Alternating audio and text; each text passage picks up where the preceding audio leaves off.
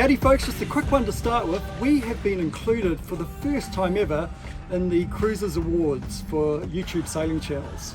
If you'd like to help us, you could vote for us. It's free. We'll put links in the description below, and all you have to do is click through and you can check out each of the options that we have been included in. If you prefer another channel's episode, that's fine, but hopefully you'll like ours and vote for us. Thanks for your support. Now on with the show!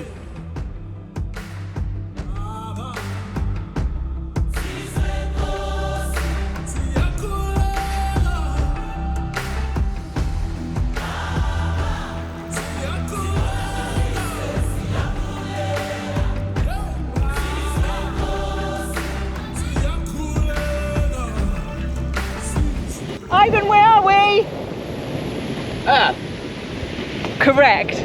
We're in Africa. We're in Tanga, to be more precise. Woke up this morning to immigration, being rowed out in a little wooden dinghy. Super windy here this morning, and we're just dropping the dinghy in so we can go to land. We've got to hit the streets, go to customs, pay off immigration, $50 per person, but we have to go to the bank to do that, and look into safaris. We're on African soil, and we've just spotted our first boab tree. Oh, boab here. Boab in Australia, and Rob has to hug it. There is actually a scientific thing that you embracing a tree is good for you. Actually, yeah. It's true. Oh, get a room, Dad. Okay. Right, we're waiting for the bus. Let's go wait for the bus. To say we are excited to have sailed to Africa is an understatement. We keep pinching ourselves to make sure this isn't a dream. Mainland Africa is so pretty. I just love all the vibes here. It's very relaxed feeling. It's so pretty. All the colors here are gorgeous. All the little side markets here are gorgeous. We just took a tuk-tuk. Yep. Tuk-tuk. We had a lovely gentleman just drive us around. That taxi driver was the man. He was my brother. I had a connection with him. This is my new best friend. Okay. Okay. When we set sail from New Zealand 6 years ago, we couldn't have imagined that our sailing adventures would bring us here. Back then, we were sailing a very different course, to Cambodia and the horrors of Rob's brother Kerry's incarceration there. It's just heart-wrenching. It really is. It's so emotional. It was during this time we increasingly realised how much we were drawn to the nomadic life. So we have made it to Koh Payam. It's very close to the Burmese border. This is the Thailand of 1978. We stepped back in time, and it's absolutely what we needed. Just to laze around and not do very much. Sailing has ignited our adventurous spirits. The Indian Ocean has been particularly rewarding yet challenging for us. Fierce winds, torn sails, releasing trapped turtles, and helping our Canadian buddy Hannah realise some of her own goals. So I've had already my few night shifts under my belt now. I have more sail experience than my parents now, which is exciting. Now I can go sail around the world solo. I know everything there is to know. Yeah, that's right. Taught you everything. Yep. I've said it before, and no doubt I'll say it again. Sailing is a fraction of what inspires us to travel. What fulfills us most are the people and the cultures we encounter along the way. Sometimes these are fellow travellers, often they are locals, chance meetings. The invitation to throw ourselves into new cultures never gets old. Which is why when we were contacted by one of our patrons, Josh, to come and spend some time living with one of Tanzania's oldest tribes, we jumped at the idea. Hi, I'm Josh. I've been living in Tanzania for close to 5 years now, and for 4 of that I've been coming here to Lake Kiwis with my friend Sanga, whose family live here. They are a tribe similar to the Masai in appearance and livelihood, but the Masai call them Mangati, the enemy. They call themselves Datoga. Their way of life has remained virtually untouched for thousands of years, and their ancient traditional customs are intact. It is one of these customs we've been invited to attend, Bangida, a sacred funeral ceremony reserved for only a few most influential tribal elders. Earlier this morning, they brought a bull from another village across to be slaughtered, and that was a process that was mind-boggling, but it was full of ceremony as part of the ceremony of this whole festival. Sometimes I wonder how we're lucky enough to end up in places like this, and I'm pinching myself that I'm actually here. This is like David Attenborough type stuff. It is, it is, yeah. I'm really enjoying it. Our cat Mocha will remain on board under the watchful eye of Brody from Sailing Excelsior while we drive 3 days inland to this remote Datoga village. We have just started on our 5-hour journey to get to the first village. We have no idea what we're doing. We've got 2 nights accommodation booked, tonight and tomorrow, and after that we're winging it. What we do know is that we have the possibility, one of our patrons, Josh, is a photographer, and he is photographing a week-long celebration in a traditional mud hut village that is not for tourists, and he's allowing us to come along with him. So we're really excited about that. We're really looking forward to that. Part of travel for us is meeting people and experiencing the culture. So this really is right down our alley. And it's only 6 hours to go to our first port of call of Mushi. I will just say we aimed to leave the boat at 8 o'clock and we got out by 9:20. That's really good for us. You'd be proud of us, Andre.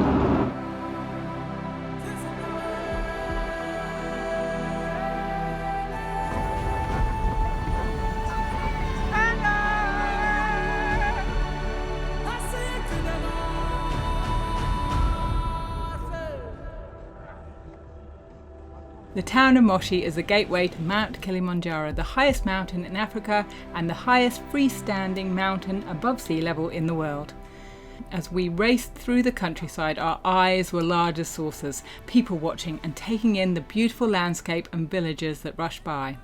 Bob is being swamped by ladies trying to sell him stuff. Everybody's got something to sell. He's like the Pied Piper right now. They're following him everywhere. Look at them.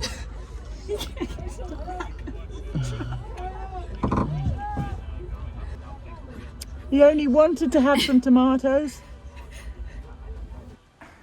This is our first night in Moshi, and we're staying at Airbnbs as we cross the country.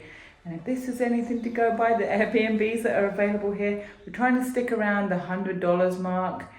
But look at the size of this room. It's absolutely huge. The grounds are beautiful. The people welcoming. We've had an enormous breakfast this morning. Wow, wow, wow. We'll put all the Airbnbs we use in the description should you find yourself in Tanzania doing a similar journey. And here he is, the prince himself. looking fresh. So we are currently in Moshi. Yeah, Moshi. And they say that you should be very careful with mosquito bites because you can get malaria through mosquito bites. And clearly they're all targeting me because my Canadian blood is sweet from all the maple syrup. And my feet look like Morse code. It's not good at all. It's very itchy. Let us know if you're feeling hot anytime soon. Copyright free, people. Self-taught as well.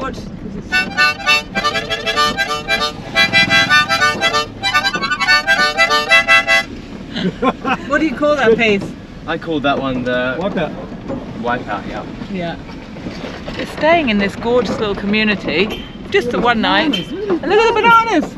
Bananas! Hello. Oh, look at the. I love this place. Yeah. Oh, you're right.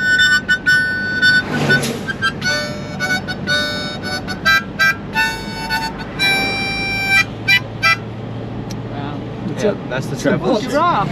Pots of giraffes and cheetahs. And pots. So you can see how the long miles just fly by in They the just car. fade away, really. We're serenaded by Ivan, self-taught, on the harmonica. I only really just picked it up, it's hard to tell. That's his namesake's harmonica. He inherited it when my dad died. Family heirloom. Yeah, family heirloom. He plays it so well. I've just taken over driving the camera and the car. And Safety first. I just want to say, we have navigators on board. We have a driver and we have a navigator, sometimes plural. And we're so far allocating points, demerit points, for those navigators that send us or pass. We go past the turn-off. And we've had one navigator in the back seat there who shall remain unnamed, who has taken us off not once but twice. We've gone to Sometimes very close to returning. So far it's day 2. We've set course for 2 destinations and we've missed the destination on 2 occasions. 3 times, because one was the U-turn where we missed going to our hotel. Yeah. One brought us to the church, and then the Oh, other that was one only my fault. Oh, That was yeah. Google Maps. And I was doing it without internet, just looking at where we were. So I think I actually did it very well. So there is only demerit points This allocated. last one, okay, I take that one on the chin because I was leading. Not really. Should have been, Mum, you can multitask. You can have it in a little. Demerit points have been allocated only to one person who shall remain nameless.